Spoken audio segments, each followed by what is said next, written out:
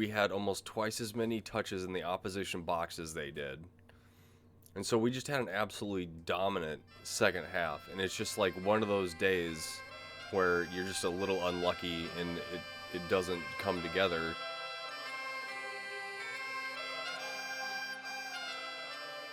Hello, ladies and gentlemen. Welcome back to American LFC, the video podcast where two American brothers talk everything Liverpool Football Club. And today we are doing a review. Man City v. Liverpool at Anfield this past weekend. We drew 1-1, walked away with a point. Anything to sniff at, Eli? How are we feeling about this weekend? I mean, I think we always will take a point against City, but it's also feels like we probably should have won. So it's more like 2 points dropped than 1 point gained. I think so, yeah. Based on specifically how the second half went. Yes, of course. But let's start at the beginning of this game. The first 15 minutes, I would say, were lackluster at best in that Man City came out with a fiery intensity ready to play at Anfield. Yeah, I'd agree. Yep. They were first to the... They were just getting the second balls. They were first to every ball. They were maintaining possession. It looked like we were a little bit lost, to be honest. Mm-hmm. I think one of the big things that we should point out is that Man City won the coin toss, and of course that meant that they chose us to be kicking toward the cop end in the first half, which is always like a little bit of a psychological warfare thing, and it feels like it took us a little while to get used to that a little bit, maybe. Mm-hmm. Because I just felt like I'm not sure that there were many clear-cut opportunities that Man City had. It was just like, I remember the first 10 or 12 minutes being like, guys, we got to wake up a little bit here because we're just not playing super great. Mm-hmm. How'd you feel about the first 15 minutes? I mean, I think that's a pretty accurate and fair assessment. Yeah. Anything change for you? After the first 15 minutes, we just settled down, or what's the deal? Why do you think it changed? Yeah, I think they did. You know, they started to settle into a rhythm. They started to get more possession. You know, kind of calmer heads started to prevail. So, yeah, it's interesting. I think that if you look at our lineup and if you would have, it's interesting. Because if you would have told us at the beginning of the season that we would be sitting first place going into Man City playing us at Anfield in the back half of the season, and we would be starting Connor Bradley, Joe Gomez as left back, Harvey Elliott as left wing. Right wing. Yes, I'm sorry, right wing. Wataru Endo as our 6. If you would have told us that the first week of the season, and we would feel like we dropped 2 points at the draw instead of a win, I think that we would have probably bit your arm off for that, right? Yeah, and Gerald Kwanzaa starting at defense. Yes. Too. Yes, exactly. Yeah, thank you for reminding me. Yeah, so 2 20-year-olds in the back line on the same side. Yep. A right center back playing our left back position. A number 10, basically. What would you call Harvey Elliott playing our right wing? He's an 8-10. He does feel kind of like a winger that's been converted to a 10 that plays an 8. Yeah, exactly. Yeah, it's it was a really interesting game because obviously both teams looked really lethal. It could have gone either way. Let's talk about the corner kick that allowed them to score a goal somewhere in the 2020s, I believe, right? Yeah, early mid-20s. Yeah, I think it was 23, 24 or something like that. Okay, so this is I in my opinion, and it may, who knows if the facts bear it out, but it feels like it was against the run of play for Man City to actually score this because it felt like we were starting to grow into the game. We were starting to maintain our own position. We were starting to be threatening on the counterattack towards them. What happened? Well, something very similar that we had a goal chalked off for in a League Cup final, Yeah, agreed. I mean, it's interesting because, we were talking about it at halftime. It's like, okay, so And the thing that's incredible about this, like, I don't know if you watched the post-match coverage at all, but when they were talking at the pitch side desk and players were coming out, John Stones came out for Man City after Van Dijk spoke for us. And not Lee Dixon, but I can't remember the other Arsenal guy, the defender. Graham Lasso. Graham Lasso was specifically asked John Stones that the key to that play was it Rodri? Was Ake blocking McAllister? Yeah. And John Stones said, "Yeah, we practiced it yesterday." Mm-hmm. So the thing that's like, it is interesting is like, man, unfortunately, this podcast once again is probably going to be talking about refereeing decisions because it seems to continually be that. Because when we're allowed to just play a good game, we win them. Mm-hmm. You know what I mean? When we're just allowed to play a game that is evenly awarded officiating wise. That goal should have been chalked up. If our goal in the Carabao Cup final is chalked off because Endo blocks a player from playing defense from an offside position, Ake did the exact same thing, right? Yep, 100%. So that goal shouldn't have stood, per the rules that were engaged against us no more than 2 weeks ago in a cup final. In a cup final, yep. Yeah. So, which it's kind of a cliche and a trope, but this did feel like a cup final, right? Because of the impact that it will have on the outcome of the season. Right, which we'll get to again much later because I think that there's like quite a lot of hypothesis about why maybe there wasn't a penalty kick awarded to us in the 97th minute because of some such business. Okay, after they score a goal, we drop our heads a little bit. Yeah, but I didn't feel like it was too bad or for very long. No, I agree. I feel like they were and obviously that's like a human nature thing, right? Like we just went down a goal, but I feel like they kind of picked themselves up pretty quickly and started to really even assert themselves before halftime. Yeah, there were 2 extra minutes added at halftime, and I think that there was like I actually felt like going into the early 40s minutes going into extra time in the first half, I was like, we might be able to pip one back here right before halftime because the energy was very much going our way. We didn't. So we went into halftime 0-1, 1 down. What did you think when we came back from half? Well, it's like when I was telling you during halftime is that I had no doubt that I was still convinced at that point we were even going to win the game. Right. I felt really confident because this entire season we have been a much stronger team in the second half. And we could start to see the cracks in the intensity and the energy really coming through at the end of the first half. And I was like, okay, once Klopp gets him for 15 minutes, the second half is going to be a whole different story. And it was. 50s, somewhere in the I mean, we were utterly dominant, like especially right after from the kickoff. I think Luis Diaz starts to catch the ball, starts to pick up the ball. He starts to find space. Kyle Walker did have an incredible game. Yeah. Was really especially in the first half, but I think Lucho started to find his space and his runs and his touch a little bit in the second half. We're awarded a penalty kick. Mm-hmm. Simple ball in over the top, which was their all game, by the way. Yep. Which is the way that teams could get at. Hello, Premier League. Are you interested in beating Manchester City in a game of football? Play a ball over the top into the channels with a fast striker. You're welcome. Yep, there it is.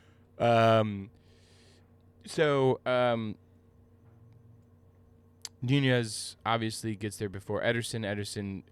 Knee-to-knee contact. I mean, there's like no question in a million years that this is a penalty. Like, yeah, right? Yeah, absolutely. I talked to Ref Jesse about it too, and like his assessment was, yeah, penalty all day long, yellow card for the foul. It's not a denial of a goal scoring opportunity because they're so wide, and Nunez does take a heavy touch.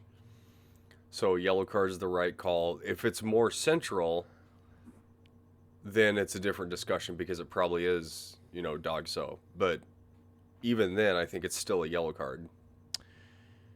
Man, it's so interesting because I kind of find that to be, it's reasonable, but also with my red tinted glasses on, I'm like, it is a little bit absurd. Like I'm sorry, like the justification is like Nunez kicked the ball a little hard, and yes, he was completely taken out and clattered in the box, and that if he would have been able to gain control of the ball by not being tackled by Ederson, he passed him completely and could have walked the ball into the back of the net, but it wasn't a clear goal scoring opportunity. It's like, okay.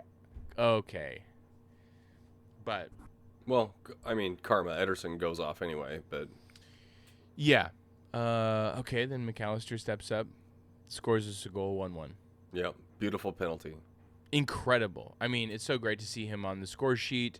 Man, him pushing up into the advance. By the way, McAllister had an incredible game. I mean, so did Indo. I was watching just an Indo-specific highlight reel earlier today, and he was immense. Yeah.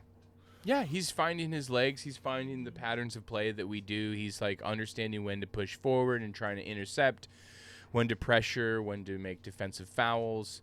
Yeah. 16 million pounds. Look, I want to pat myself on the back by saying at the beginning of the season, I said, is this our replacement for James Milner? Is this our replacement for Jordan Henderson replacing James Milner? And I think that you had some sort of snide comment about that. But am I right now? I don't know. We'll have to go back and look at the footage. I have no memory of that. Yeah. Okay, what else happened through the rest of this game?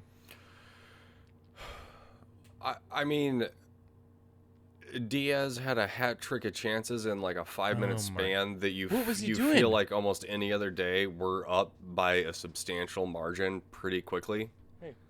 What was he like? Why didn't he just want to shoot the ball? He was so desperately trying to pass the ball away.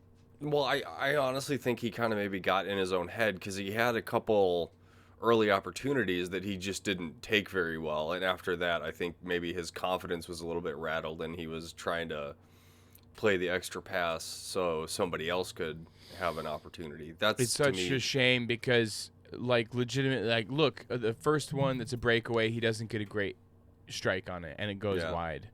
But man, if the one that followed that, like 45 seconds later, if he just would have one-timed it. Yep. And he has the skill to do it. I think. Yes, of I think course. it was He could have had just 4 or 5 goals that game. Yeah, I think it was just a confidence issue. Yeah. I mean, he's had a tough season off the field, so he's a human. Yeah, of course, but like, yeah, I mean, he's a human, right? And the thing is that it's like, but he has had really great games on the field too. That's and true, also yeah. I would say that it's like he didn't have a bad game. No, absolutely It's not like we're walking away being like, wow, Diaz is really bad. He just, if he had his shooting boots on, the game could have been 4-1, 4-2 if Daku had his shooting boots on. Yeah, we got lucky on that one. But I before we get to the controversy at the end of the game, I do want to say we had we had more possession. We had more shots, same number on target. We had almost twice as many touches in the opposition box as they did. And so we just had an absolutely dominant second half. And it's just like one of those days where you're just a little unlucky and it doesn't come together. And then, we get to literally the last minute of stoppage time, and Doku kung fu kicks McAllister in the chest.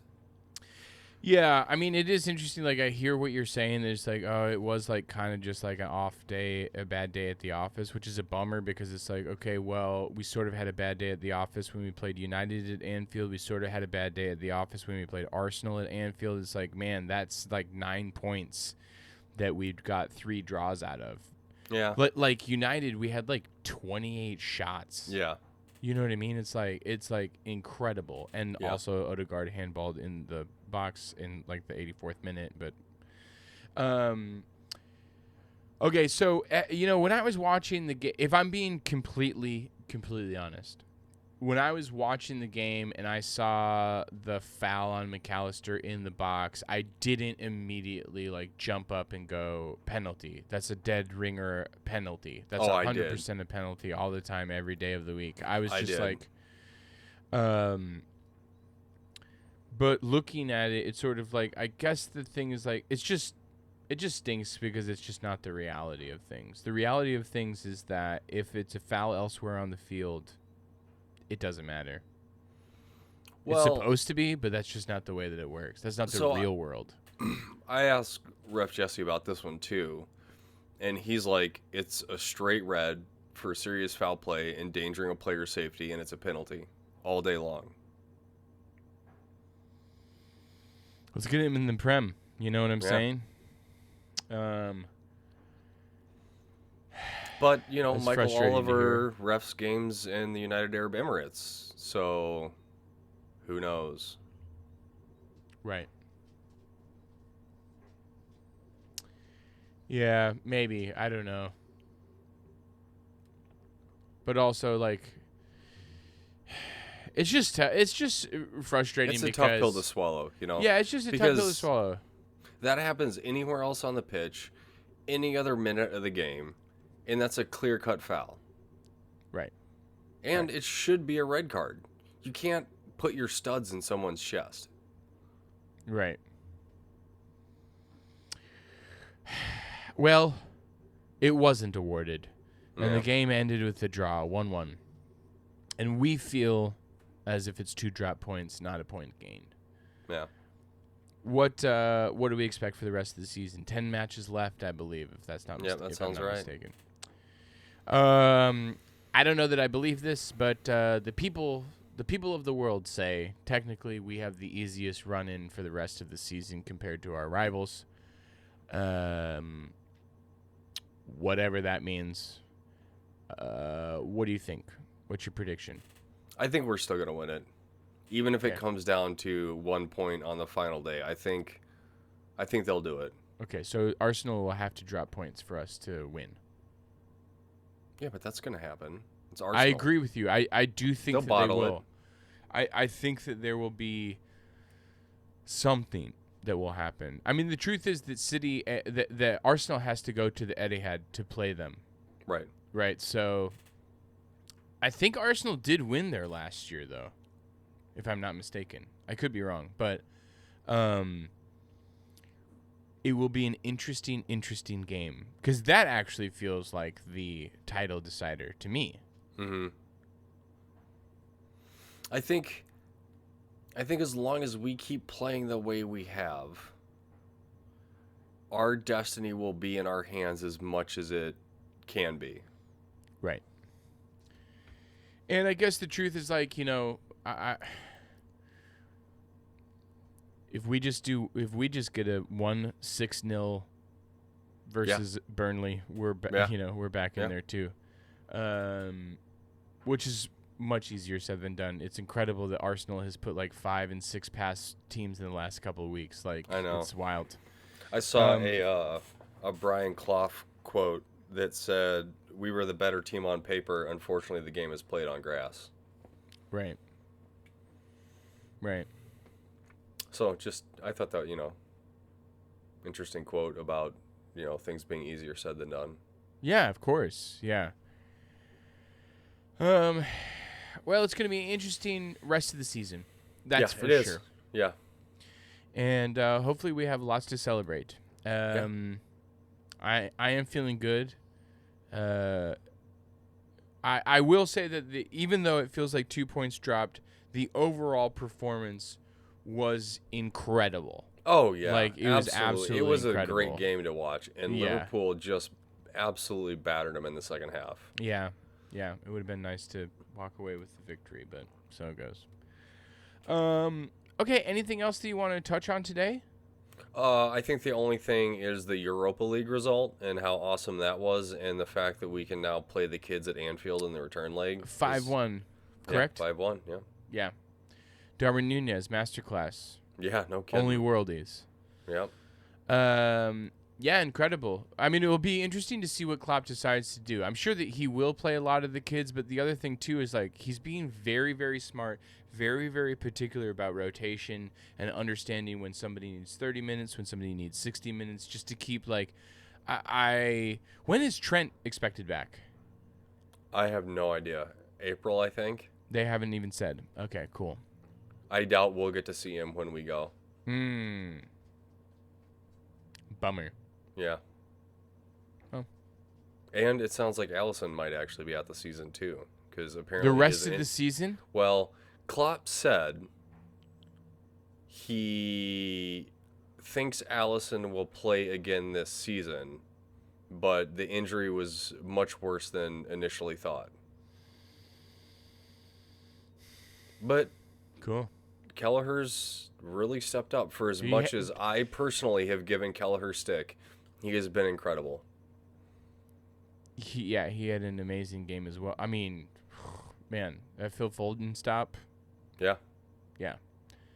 A great performance by Kelleher. And Yeah. I think we're very lucky that he's our second in line. So, yeah, I feel like there's still going to be a lot of twists and turns for the rest of the season, and we'll have lots to talk about in the future. Yeah. I think that's probably it for us today. Unless there's anything else you want to sign off with. Like, comment, subscribe. Give us all the details. YouTube things. Let us know who was your favorite performance. Who was the man of the match against Man City? Let us know if you think it was a red card on Dooku. Should it have been a penalty? Is Michael Oliver in the pocket of Man City's ownership? Yeah. All great questions. Yeah, and the let us answers know. need to be known. All right, guys. Thank you so much for watching. We appreciate it. This is American LFC. We'll talk to you soon. Cheers. All right, thanks.